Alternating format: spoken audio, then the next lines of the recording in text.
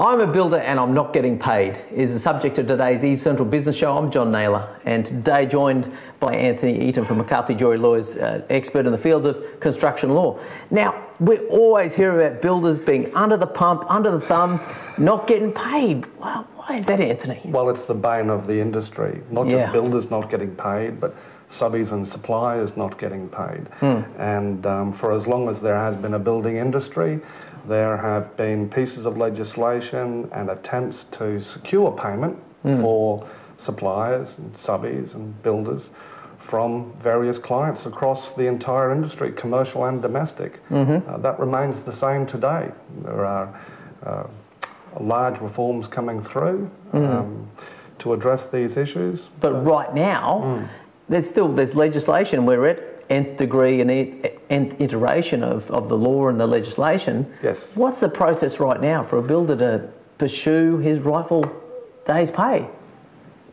Always your contract.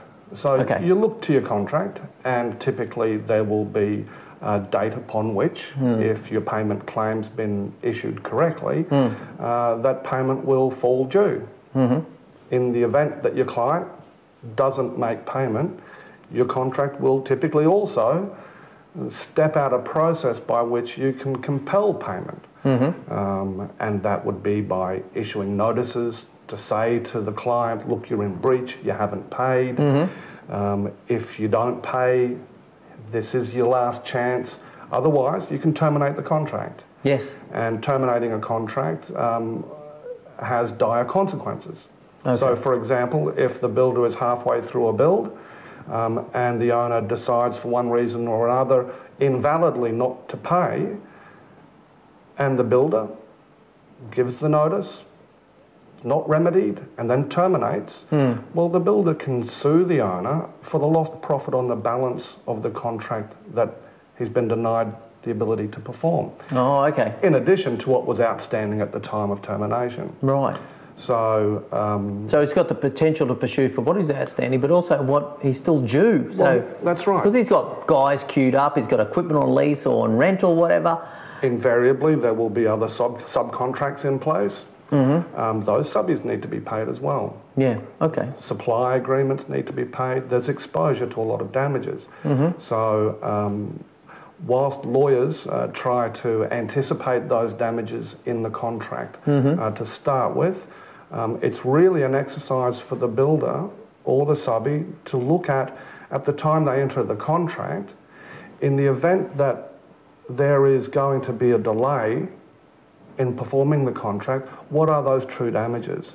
And you can work them into the contract as well, in addition to losing profit in the event that you have to terminate. Yeah, okay. So obviously that's worst case scenario. Yeah. Let's step back from that and say, so where does a construction lawyer start in this process? Mostly it will be the subbies come knocking on the door saying, we're a bit concerned that our builder, who we once had a great relationship, is travelling a little bit close to the wind financially because we're repeatedly now having to worry and press for payment. Okay. So the subbie has a couple of decisions to make at that point.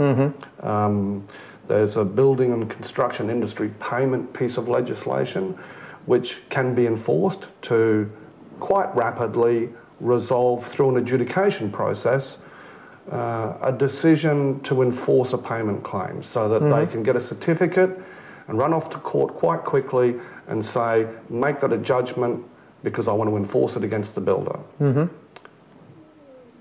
That's one method. Okay. Another is, it might not actually be the builder, it could be a dispute between the builder and the ultimate client. And the subbie doesn't particularly want to get involved with that. So subcontractors' charges are available to attach to monies payable from the client to the builder before those monies get into the hands of the builder.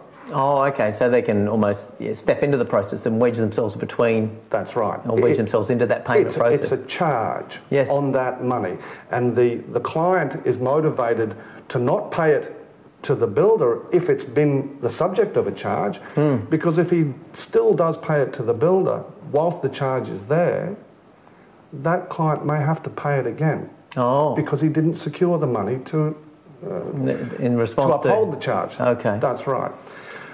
Again, there are some pretty heavy consequences that stem out of issuing charges. Obviously, your relationship with your builder will become strained because you're attacking cash flow that would otherwise go directly to the builder. And also, now you're involving the client in a dispute, which may just be a dispute between you and the builder, if it's a little bit more than just about payment.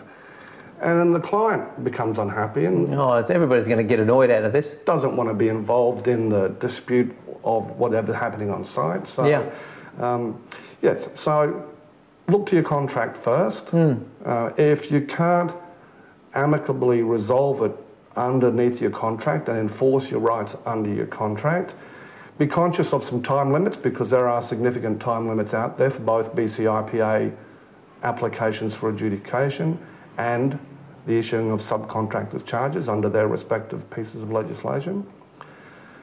So bearing those in mind, try to work with the contract that you've got.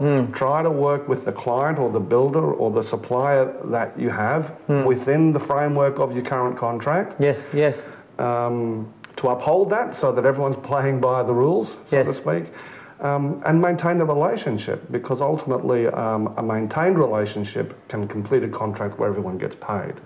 Where that breaks, then the parties tend to... I've heard the analogy of the seal pup, you know, with the baton, you know. Once, you know, when you threaten to kill the bunny type thing, or the seal pup, there's just going to be blood everywhere. It's going to be a mess, There are, you know, obvious commercial considerations that need to be weighed up by you, the builder, subby, supplier or client, as to how far you're prepared to go to enforce your rights. In my experience, if you display an ability and a willingness to enforce your rights fulsomely, then there's greater room to negotiate down from that position. And you can say, look, even though I could do this, I don't really want that to happen. I just want the result. I just want to get X, Y, Z. And if you can do that and we can stay Let's get the job done. Let's do that. Obviously, that's the best commercial result you can get. All right, fantastic. All right. So you've worked in the field, just briefly and wrapping up here, Anthony, you've worked in the field for quite some time, yeah? 20 years. In specifically construction law? Just about only. Just about only, okay. I think there's enough there. So you've seen a lot of ups and downs, I'm sure, in that thing, and seen a lot of scenarios turn out well or worse. Yes. Okay. We always hope for the best. Okay. Now, how do people get hold of you with McCarthy Jury? I'm on LinkedIn, McCarthy Jury Lawyers. We've got offices in Cleveland, Capalaba, Arana Hills, and I work in the city. Okay. And you can Google us. Okay, I'm sure you can, McCarthy Jury. I'll be there, and apparently now on video. Yeah, okay. No, thank you very much, Anthony. Appreciate you coming and having a word to us on the eCentral Business Show. Really a pleasure. Okay, that's enough done for this episode of the eCentral Business Show. I'm John Nayler. Thank you very much for watching another episode of the eCentral Business Show. What we're looking to do across the eCentral Business Show is bring to you the very best content from great people with really informative knowledge to share. It's something that you can listen to in the car. Don't watch it, obviously, when you're doing that, but we're looking to really bring value to you across LinkedIn, YouTube, podcastable content, so it's really great and informative business knowledge. So please tune in as much as you can. Now, the great ways to follow us, you can register on the database, make contact with us, and we'll put your email in. We're going to tell you each month what great videos will come out, and just give you a curated version through the eCentral magazine, where we're going to send you the most popular videos for the month. The other thing we can do is obviously invite you to connect with us on LinkedIn, linked up with myself, John Nayler. And the other thing, of course, is look up John Nayler on YouTube and subscribe to our channel there.